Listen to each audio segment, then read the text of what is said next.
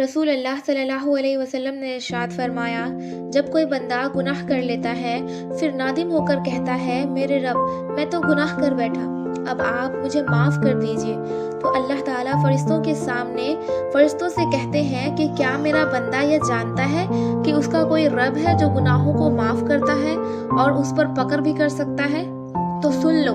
میں نے اپنے پھر وہ بندہ جب تک اللہ چاہے گناہوں سے رکا رہتا ہے، پھر کوئی گناہ کر بیٹھتا ہے تو نادم ہو کر کہتا ہے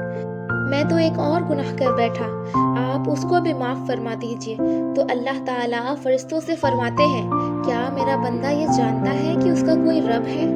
جو گناہوں کو معاف کرتا ہے اور اس پر پکڑ بھی کر سکتا ہے؟ تو سن لو، میں نے اپنے بندے کی مغفرت کر دی۔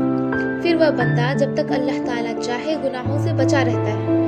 اس کے بعد اگر پھر کوئی گناہ کرتا ہے اور پھر اللہ کی بارگاہ میں نادم ہو کر کہتا ہے میرے رب میں تو ایک اور گناہ کر بیٹھا، آپ تو اللہ تعالیٰ اتنے مہربان ہیں کہ پھر اللہ تعالیٰ فرشتوں سے کہتے ہیں کہ کیا میرا بندہ یہ جانتا ہے کہ اس کا کوئی رب ہے جو گناہوں کو معاف کرتا ہے اور اس پر پکڑ بھی کر سکتا ہے؟